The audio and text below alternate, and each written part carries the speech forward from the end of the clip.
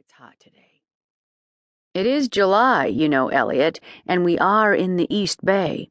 Your blood's thinned out from living in San Francisco. Elliot looked up at the crack of a bat against the ball and watched the girl run gracefully from third to home. He heard moans from the opposition. I'd like to have seen her slide, he remarked. David cocked an amused eyebrow at him. She does have very long, very bare legs, he said, shading his eyes with his hand to get a better look at the girl, who was now laughing and joking with her teammates on the sideline.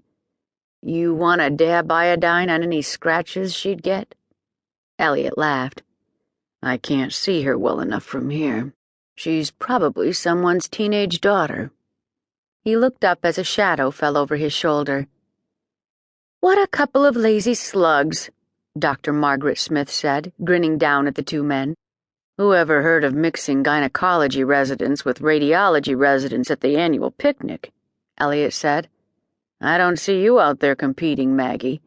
You or your chairman here. I haven't forgotten the sprained ankle I got from one of you macho men in our football game last year. Friendly touch game, ha! David shaded his eyes. Looks like our star softball player with the long legs is headed for the volleyball court. She is very athletic, Margaret said, watching the girl stride gracefully alongside Dr. Randy Hansen, a new first-year radiology resident. Hi, guys, Doris Thornton said gaily. She kicked her husband lightly in the ribs. Come on, Jock, it's time to show your stuff. They're choosing sides for volleyball, and I want the chance to cream both of you. Go get him, Doris, Maggie laughed. I'll be your cheering section. Elliot fished his sunglasses out of his shirt pocket and slid them on.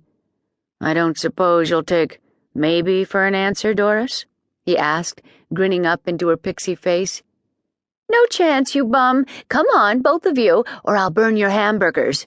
Just so long as you don't burn our buns, David said, only to receive another toe on his ribs. He groaned, but struggled to his feet.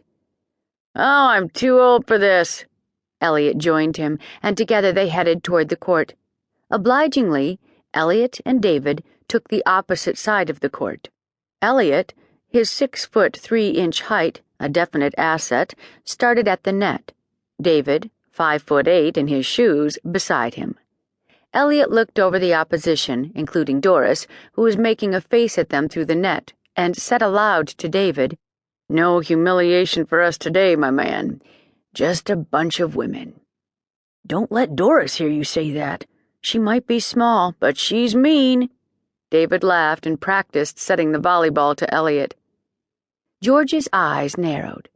She was pulling the net taut and heard the comment. Conceited jerk. Hey, Randy, she said to the slender young man who was standing at the net. Let me trade places with you, all right? Randy Hansen shrugged. Sure, George. His gray eyes narrowed against the bright sun. I don't like it, though.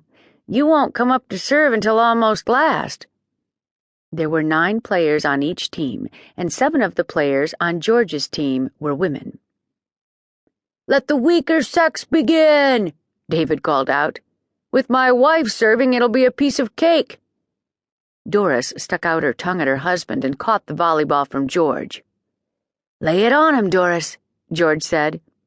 Doris served the ball high and soft, right to her husband. He set it smoothly, and in the next instant, George saw the man with the big mouth leap up gracefully and slam the ball down behind her. There were boos and shouts from both teams, and Maggie shouted encouragement from the sideline. George cocked her head to one side and examined the man anew. She liked what she saw. He was exceptionally tall and well-built, with wide shoulders, a lean waist, and firm, thick thighs. His thick black hair curled loosely about his head. He moved with the natural grace of an athlete, but he had to be a doctor, she supposed, frowning slightly.